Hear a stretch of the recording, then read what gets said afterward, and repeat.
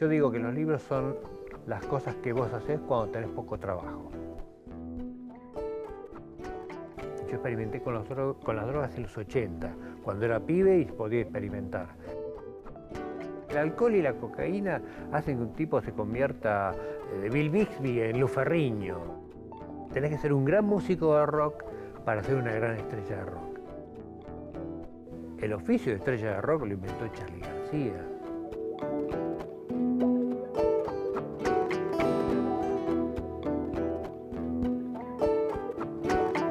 Hola, bienvenidos. Gracias por acompañarnos, como siempre.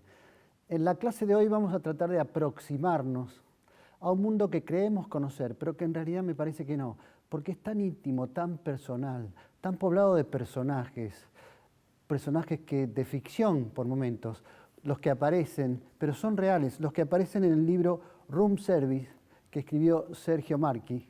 Sergio, bienvenido. Gracias, Carlos. ¿Cómo te va? No voy a hacer el desarrollo de tu trayectoria porque si no se nos iría el programa en eso. Tampoco para tanto. Vengo escribiendo desde 1983. Listo, ya eso. Ya está. Uno labura. Pero revistas, libros, programas de radio y siempre con un punto en común que es el rock o la cultura rock. Digamos, sos probablemente el mayor experto en ese mundo que, como dije, todos creemos conocer o intuir, pero que solamente son pocos los que están desde adentro lo cuentan, y ese es uno de tus trabajos. Igual los mayores expertos son Alfredo Rosso, Claudio Kleiman, hay otros que son mucho mejores, incluso más grandes que yo, en todo sentido. Pero probablemente vos te hiciste muy conocido por el libro de Charly García, el de Papo. Eso es verdad. Eso es verdad. Escribir la biografía de Charly o la de Papo, yo pensé que podía escribir una de esas, dos no me lo imaginaba. Y después acaba de salir Room Service, la escandalosa vida de las estrellas de rock.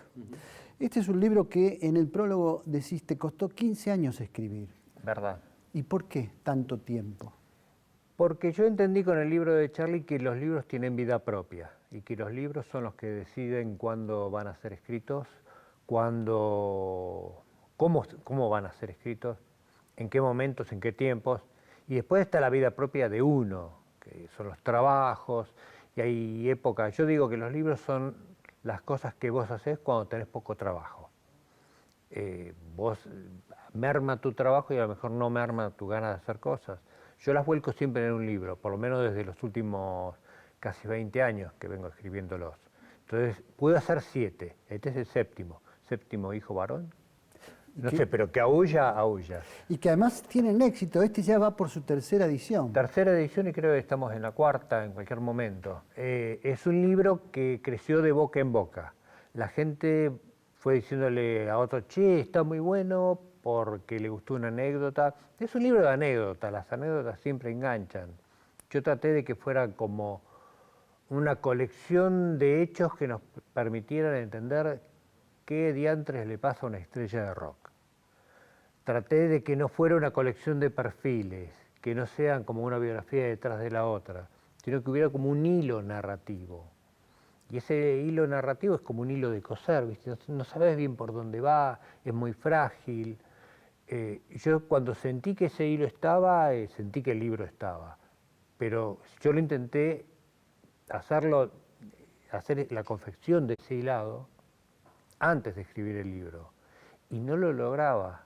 Entonces abandonaba la idea. Este iba a ser mi segundo libro, después de que falló el segundo libro que yo quería hacer, que era el de Papo. Yo hice primero Charly en el 97.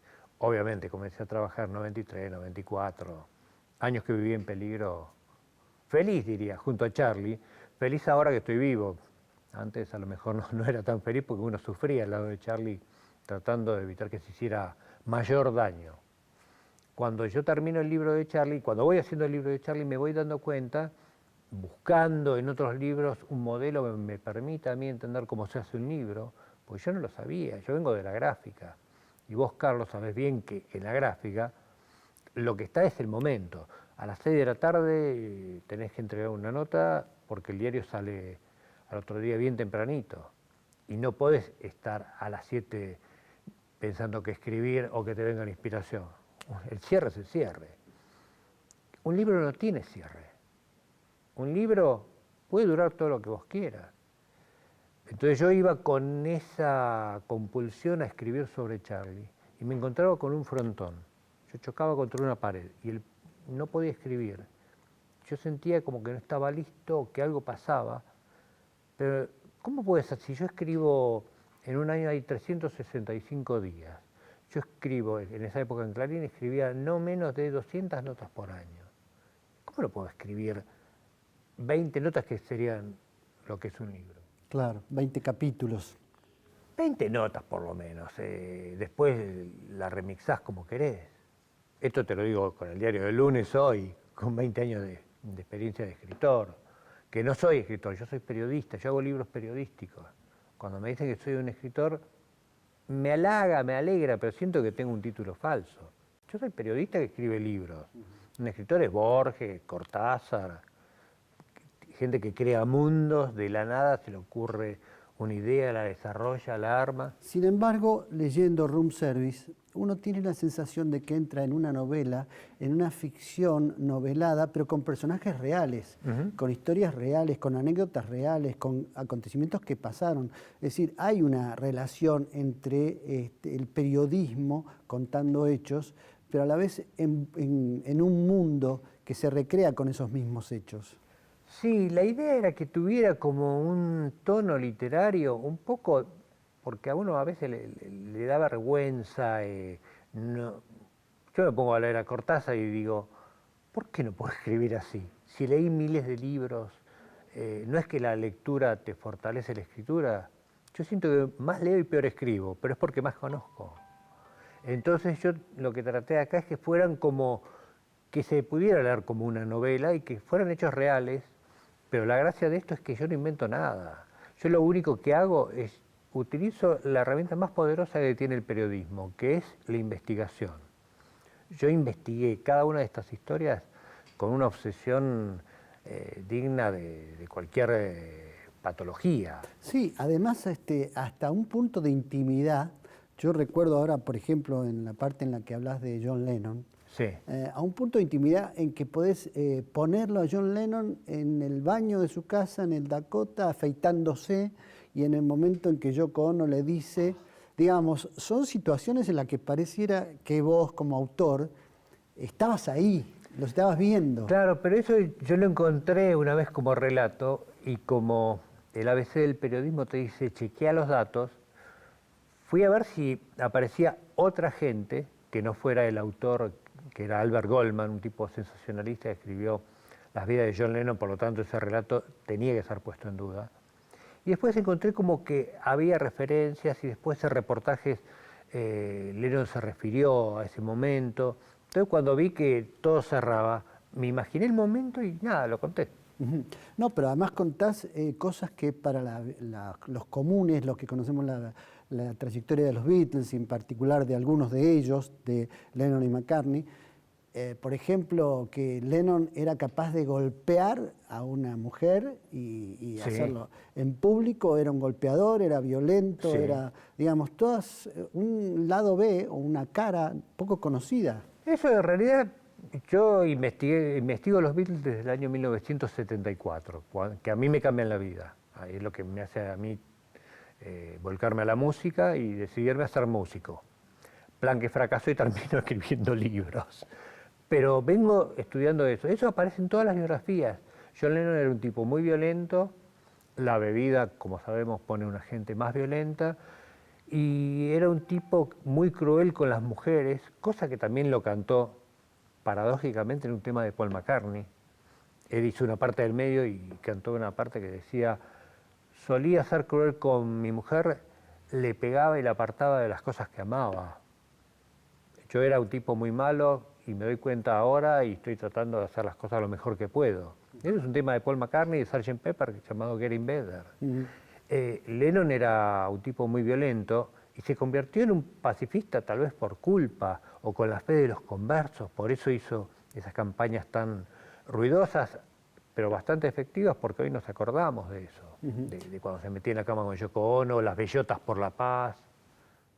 Y hay también otra situación cuando Lennon se va, Yoko Ono hasta le le sugiere que tenga un amante. No se lo sugiere, se le impone. Se le impone un amante, es decir, cómo manipulaba Yoko Ono la vida de John Lennon al punto de mandarlo a Los Ángeles con una mujer, que era la asistente. Es que eso revela varias cosas. Primero, la cultura japonesa.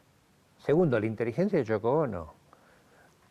Yoko Ono sabía que Lennon estaba inquieto, que necesitaba liberación, sobre todo liberación de ella. Digo, una mujer que ve eso, digamos, la esposa de alguien que ve eso en su marido y decide llevar adelante un plan de liberación de energía controlada, que podía descontrolarse en cualquier momento. Pero eso también estaba previsto, me parece hoy. Yoko Ono estaba mal con Lennon y le dice, bueno, querés irte con minas, querés drogarte, querés hacer lío, bueno, andate a Los Ángeles, y le manda a la secretaria, que además es china. Fíjate la sutileza que hay en el detalle, una japonesa que le manda a una china como geisha. Es medio como la baja a una al nivel de sirvienta y le manda a una parecida a ella como para que no se olvide o como para que sienta que la cosa es más familiar.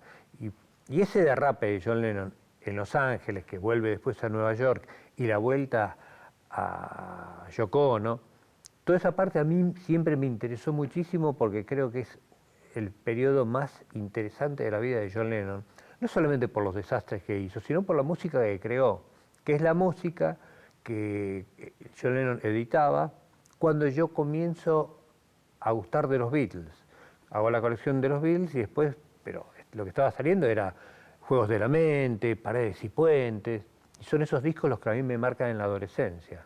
Entonces, como Charlie dice, cuando uno busca en la adolescencia, uno tiene ahí las cosas que lo marcaron a fuego. Entonces quizás sea una cosa, ese periodo me interesa porque tiene que ver con el tiempo en que transcurrió mi primera adolescencia, ponerle de los 11 a los 13, cuando sos un adolescente real.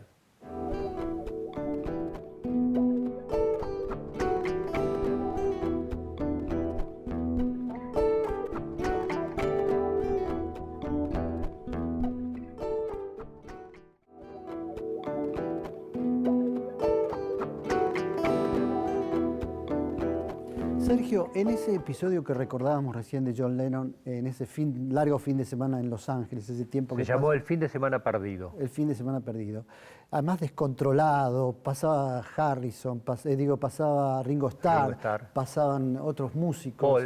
Paul, Stevie Wonder, un delirio. Y Elton John. Elton John era como una especie de protegido de Lennon. Claro. John Lennon pensaba que Elton John iba a ser su sucesor en el mundo de la música, y no se equivocó. Pero además recordás también, iba a esto, el episodio que fue la última vez que aparece Paul y tocan juntos, la última vez que tocaron juntos. Claro, fue en un encuentro ahí en Los Ángeles, que también tocó Stevie Wonder, no me acuerdo quién más. Había mucha gente en Los Ángeles dando vueltas, y un poco el sol de ese sistema solar era Lennon. Entonces, Paul siempre trató de acercarse nuevamente a John. Y lo estaba logrando, y de hecho había buena onda, y John iba a visitar su grabación de Venus y Marte, el disco que hizo después de Banda en Fuga, en New Orleans. Y cuando Yoko Ono se entera de eso, sabía que el único que podía llegar a cortarle la relación con Lennon era Paul. Entonces ella interviene y de algún modo captura a Lennon. No es que hace todo esto como si fuera un rapto. Obviamente Lennon también quería volver con ella, sentía que era... Lennon tenía un complejo muy importante que tenía que ver con su madre. La madre lo abandonó 2 o 3 veces. La primera lo dejó con la tía Mimi, después lo vino a buscar el padre, que también lo había abandonado, y lo puso a elegir entre ella o él. Lennon lo eligió primero a él, después se fue con ella, y ella lo volvió a dejar con Mimi. En la tercera lo abandona involuntariamente porque la mata un patrullero. Claro, pero digo, hay una dominación, quiero decir, de Yoko Ono a través de ese sistema psicológico, esa carencia. En el imaginario de los aficionados de los Beatles, de los fans de los Beatles, siempre quedó la idea de que fue Yoko la que disolvió el grupo, la que manipuló a Lennon. Estas historias que vos contás de algún modo confirman que ella tenía mucha influencia. Sí, obviamente cualquier mujer que interviene en un grupo de hombres va a tener influencia. Yoko Ono era, y sigue siendo, muy inteligente, es un artista muy interesante en lo suyo también. Pero Yoko quería llevarlo a Lennon al terreno de ella, a la vanguardia, a la vanguard, cuando Lennon no era eso. Claro. Ella se sentaba en a ver, una mina que se siente en el amplificador de Paul McCartney. Paul McCartney, para poder subir o bajar el volumen, le tiene que decir, ¿te podrías correr? No está haciendo las cosas como para que el negocio de su marido fluya y prospere. Ella quiere armar un negocio con su marido, o quiere armar un kiosco o una entidad. Es evidente eso cuando Lennon finalmente vuelve a Nueva York, vuelve a reconciliarse con Yoko y termina haciendo un disco en el que ella participa. Ella quería ser protagonista también de la obra artística, quería ser la vanguardia. Y en algún momento citás una frase de Lennon que dice: basta de ser vanguardia, yo soy simplemente un músico de rock and roll, Sí. no quiero ser vanguardia. Ella le dice, tenés que pensar en tu carrera. Y Lennon le dice, yo no soy un maldito caballo de carrera, yo soy un cantante de rock and roll enloquecido. Me importa un bledo la vanguardia, porque él quería hacer el disco de rock and roll con Phil Spector, y Yoko Ono le decía, no, tenés que pensar en tu carrera. Y Yoko Ono ya intervenía, de hecho tenía sus discos solistas, y los primeros 3 discos que hizo Lennon fueron de experimentación con Yoko Ono, que son discos que no compró nadie, que era To Virgins, Vida con los Leones y The Wedding Album. Son discos así de ruidos, de extravaganza. Y otra cosa que señalás a propósito de Lennon siempre es la capacidad que tenía artística, conceptual, de resumir en frases situaciones que para otras personas no podían explicar ni siquiera escribiendo 10 páginas, y él en una simple frase... Es que todo artista tiene el poder de la síntesis y sobre todo para mí en el rock, los tipos son los que te dicen, en una frase te explican un mundo. Lennon dijo la famosa frase, la vida es lo que te pasa mientras estás ocupado en otros planes. El tipo te explica 100 años de filosofía con eso. Claro, y tenía un par más de frases. Así. Sí, Lennon tenía frases de todo tipo. Lo que pasa es que podrá decir que soy un soñador, pero no soy el único. Esa que la decía siempre mi querido Juan Alberto Badía, es una frase maravillosa porque... la frase de Imagine. Exactamente. No me acuerdo, pero tiene un montón. Estoy hablando de la solista. Tiene un montón. Vengan juntos fue un eslogan de campaña para una supuesta presidencia de Timothy Leary, que era uno de los gurúes del ácido lisérgico. Claro.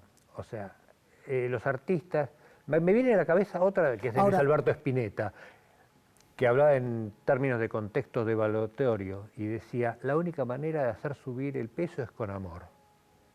Eso es un artista. Eso es Lennon, eso fue Spinetta, eso es Charlie, eso es Papo.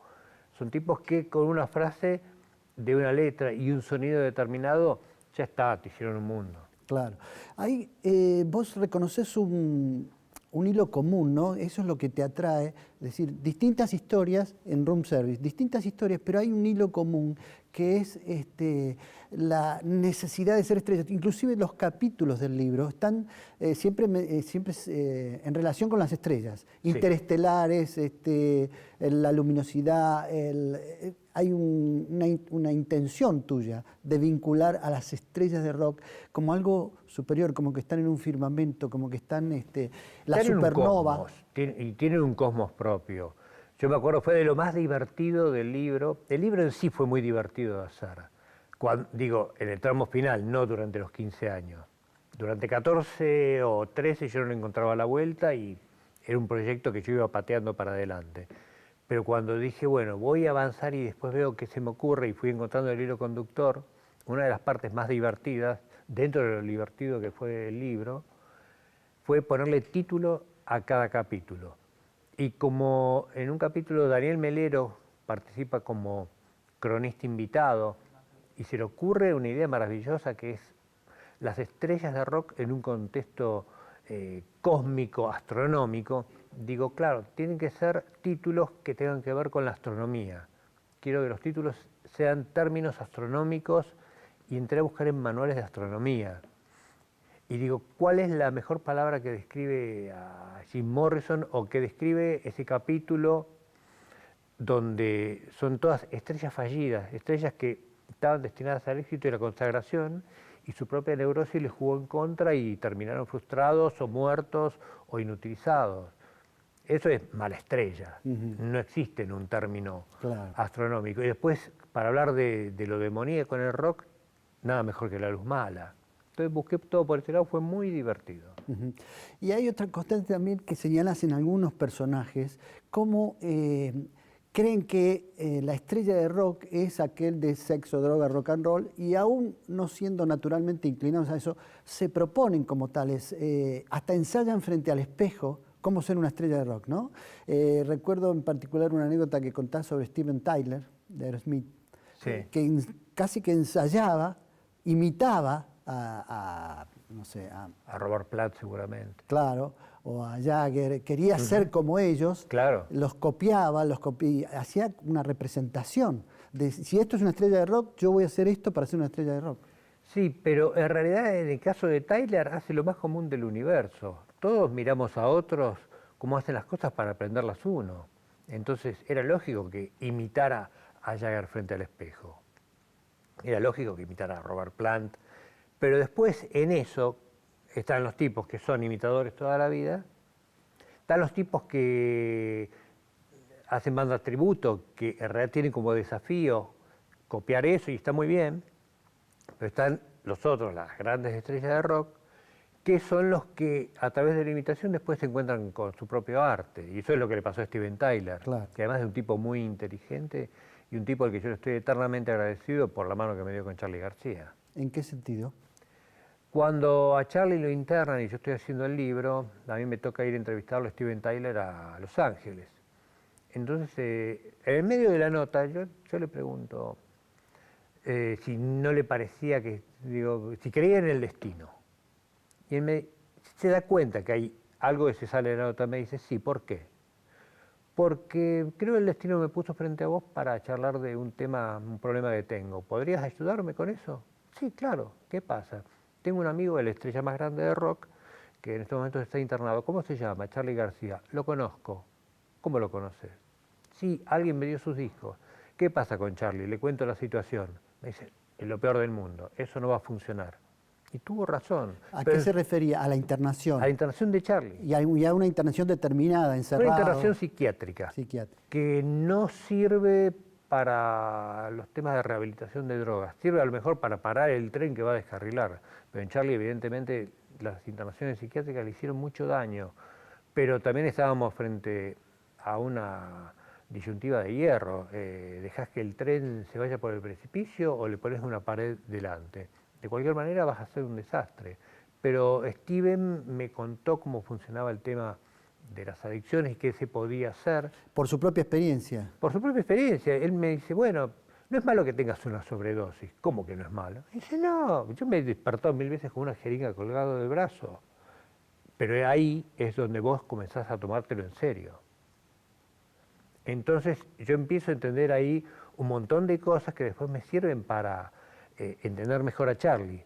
De hecho, le grabó un cassette a Charly, que no sé si lo tendré copia o qué, que yo le grabé a Charly un cassette sin fin, que repetía una y otra vez, y que le decía, Charly, si querés tu vida de vuelta, si querés tu carrera de vuelta y tu dinero de vuelta, tenés que hacer esto, esto y esto. De lo contrario, terminás preso en un manicomio o muerto. Andá, andá, andá. Charly le quedó eso, lo escuchó 1000 veces en la cabeza, y decía, ese no es mi problema. Bueno, hay cosas que no se pueden hacer, nada se puede hacer frente al poder de la negación, que es poderoso.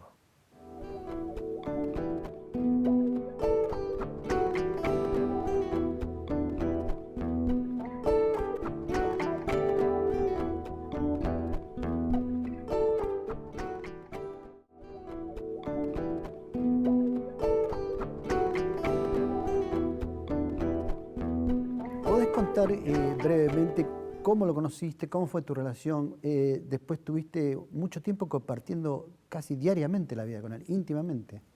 Sí, en un punto fue así. Mucha gente incluso creyó que yo vivía con Charlie. Yo vivía a 1 cuadra y media durante buena parte de lo que se hizo el libro. A Charlie yo lo conozco en el año 84, cuando vamos a hacer una nota para Tren de Carga, Tuis y Gritos, con Eduardo de la Puente. Nos presenta Tom Lupo, nos deja con Charlie. Era cuando había salido Piano Bar. Después a Charlie lo entrevisto. No, ¿sabés cómo me lo encuentro? Un día vamos a comer con Alfredo Rosso a la casa de Andrés Calamaro. Alfredo Rosso, Enrique Sims. Y llega Charlie, que toca el timbre, y nos pasa a buscar a todos. Che, salimos, vamos a algún lado. Y fuimos a la esquina del Sol, que estaba a la vuelta, que tocaban Baglietto y Páez. Así es como lo conozco, en un terreno social. Entonces, cuando yo hago la tercera nota con él, la segunda nota con él, ya me había visto 2 veces, creo que me lo encontré en algún boliche. En esa época te encontrabas todo el tiempo con toda la gente. Entonces, ya como que tenía cierta familiaridad conmigo. Y un buen día, que fue en el 88, 89, no recuerdo bien, estoy en camarines con él y otros grandes. Estaba Rinaldo Raffanelli, creo que estaba Claudio Gavis, Morris.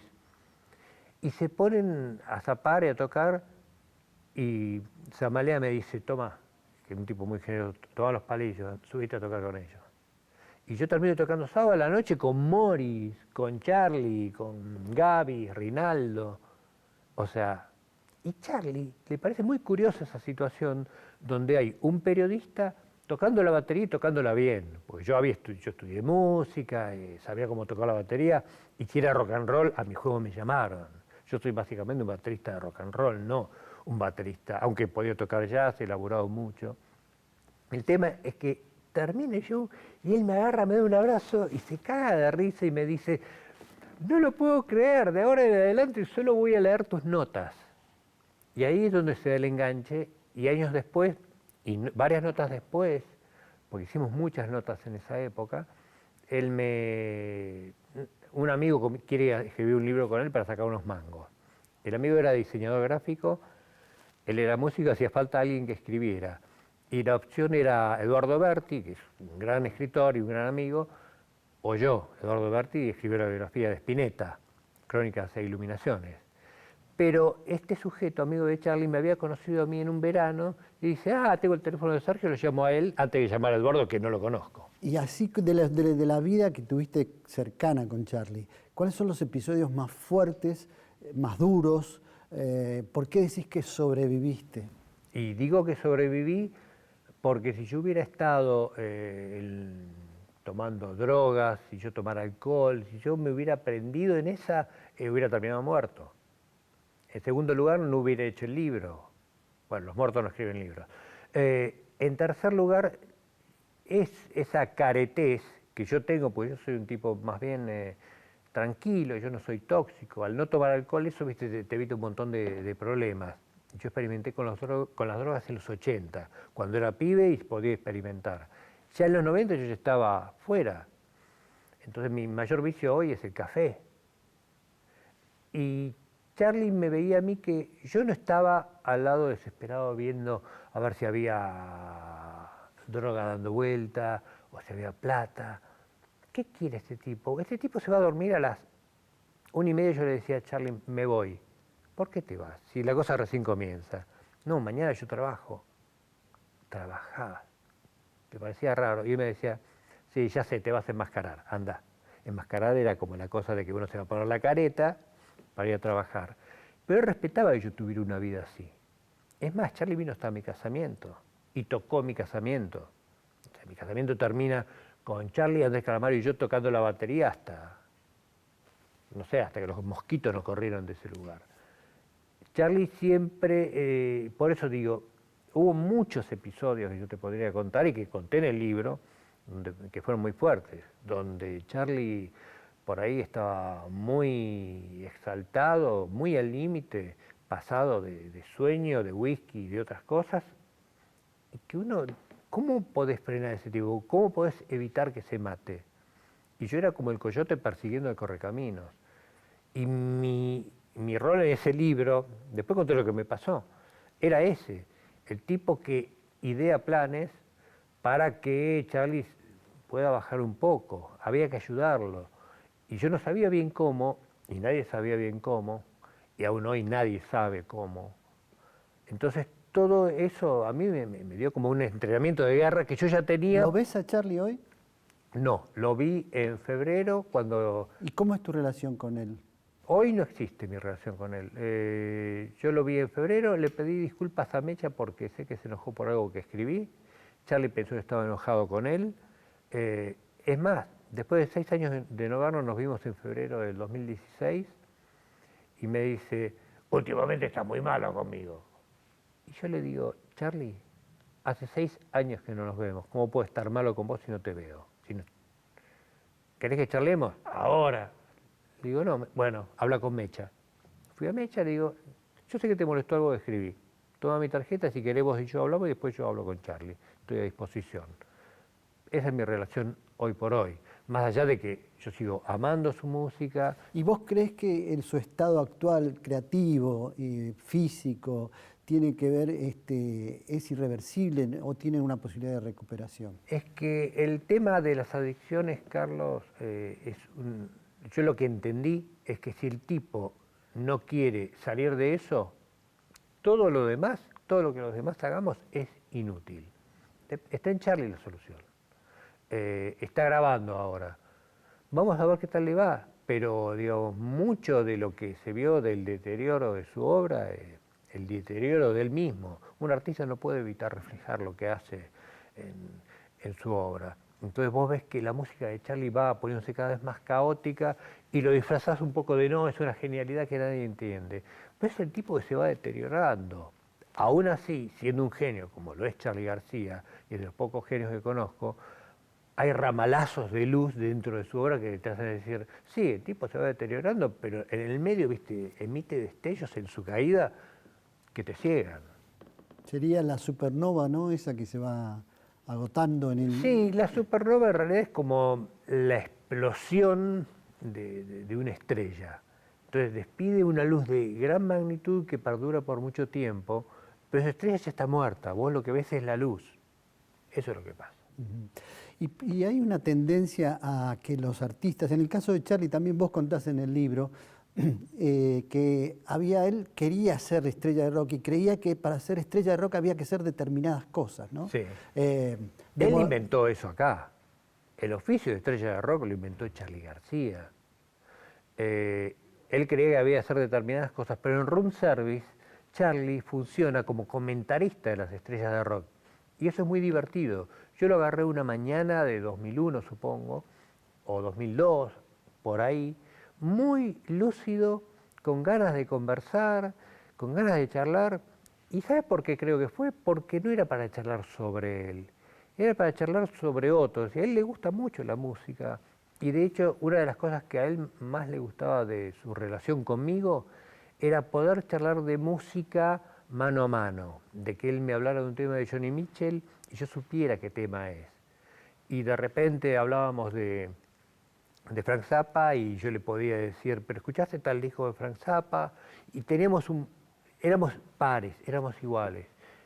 Y hay muy pocos terrenos en donde Charlie pueda ser par de otro. En el terreno del conocimiento y la charla musical tenemos una relación muy linda hablando de discos de música, o él venía y me hacía escuchar algo. Y teniendo ese talento natural, esa capacidad, esa genialidad, ¿por qué algunas figuras, caso Charlie y otros también, necesitan además tener el show off, demostrar, no sé, demoler hoteles?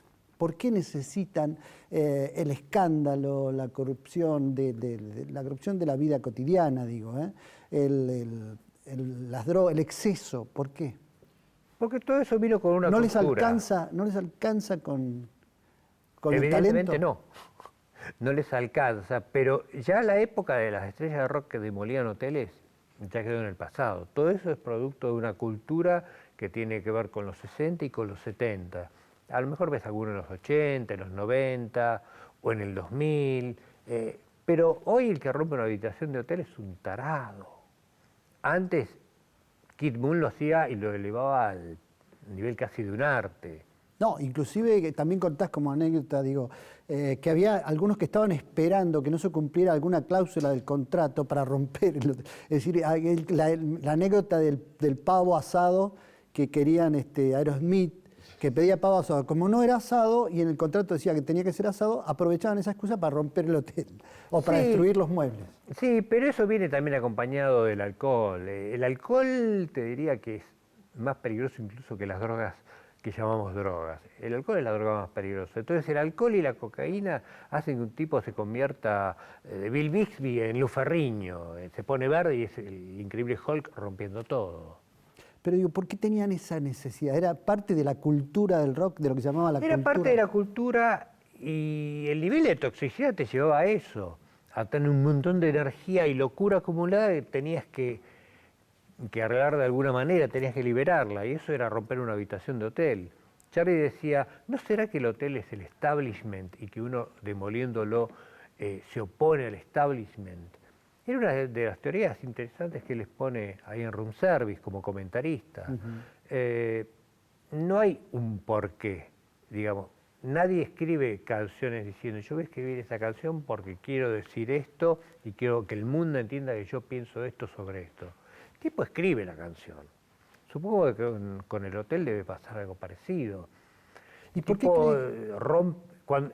como decía Keith Richards, la idea de tirar un televisor por la ventana a 3, 4, 10 pisos de distancia y ver cómo cae y poder salirte con la tuya, ese es un proyecto que se te ocurre después del tercer día sin dormir. Tiene que ver también con eso.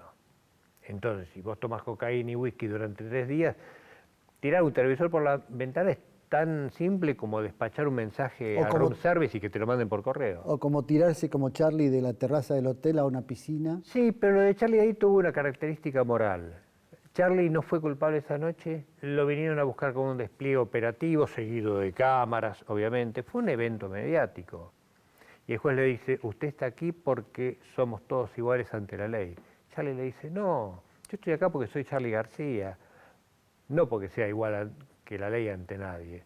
Ustedes quieren darme un ejemplo, quieren que yo sea un ejemplo de cómo la justicia mendocina actúa sin importarle quién es el tipo.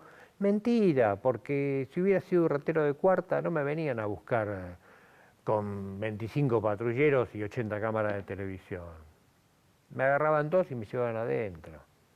Entonces, eso es el contexto moral. Después sí está el exceso, donde a él se le ocurre que una buena manera de demostrar que no todos somos iguales ante la ley es tirarse de un piso 9, creo que era, a una pileta de natación y sobrevivir. Eso es lo mejor de todo. Que el tipo sobrevivió y esperó a las cámaras de televisión. Ustedes que me seguían por la cosa de que supuestamente había agredido a una mujer, que no había sido Charlie, había sido un manager, ahora me viene a hacer una nota porque sobrevivía a 9 pisos. ¿Vieron cómo cambió la cosa? Esa es la genialidad de Charlie García.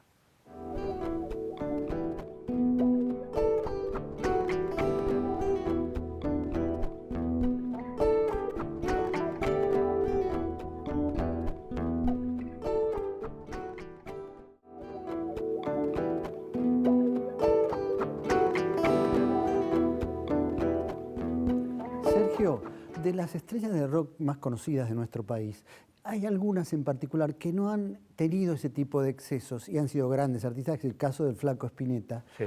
Eso tiene que ver con la personalidad de cada uno que entra o no entra en esa cultura, no se deja influir en esa cultura, el bajo perfil, lo mediático. Tiene que ver con la personalidad del artista. Hay tantos estilos de estrella de rock como artistas hay. Lo que pasa es que algunos cobran mayor notoriedad. Spinetta era un tipo más bien reservado, era un tipo que estaba como en contra del estrellato de rock. Él cuando veía que la cosa se iba medio fuera de control, él no quería perder control de su vida. Me parece habiendo estudiado un poco de su obra y habiendo disfrutado mucho de ella, que Spinetta era un tipo como uno de sus discos, privé. Él tenía su vida privada y no le gustaba que se metiera ahí el público. El tipo era más que nada un creador, no era un tipo que buscara salir en las revistas, que buscara vender discos. A él lo que le interesaba era la música y que no lo molestaran en eso. Y otro que también encontró un camino paralelo o un camino distinto a lo que se llama la estrella de rock fue el Indio Solari con los Redonditos de Ricota, ¿no? Que inventó un alter ego que era Patricio Rey. Claro, es la gracia de inventar un rey para que el rey cargue con los problemas y los demás queden liberados, pero no le salió muy bien porque él terminó un poco preso en su ciudad del ostracismo. Él buscó no ser como una estrella, pero también se mostraba como el Patricio Rey, digo, como el que no transaba, como el que no iba a los medios. Y Tenía su el propio indio sello después medio independiente. desaisló, es como una especie de Greta Garbo, ¿no? Siempre en el exilio, siempre en el retiro, siempre como la mamá de Woody Allen en La Rosa Púrpura del Cairo, en algún lugar del cielo. Quizás hizo de una característica personal, hizo una parte de su trayectoria comercial también. Sí, se pero dio fue por cuenta- accidente, ¿eh? No creo que el indio haya planeado que si él jugaba a la estrella retirada, las cosas le iban a salir bien a Patricio Rey, los Redonditos de Ricota. Yo creo que después todos los grupos que lo hicieron después de Los Redondos, que imitaron la estrategia redonda, sí pensaron en eso como un gran plan comercial o como una vía de ser independiente. Creo que lo bueno de Patricio Rey es que buscaba la independencia y no estar atado a lo que los demás querían que fuese.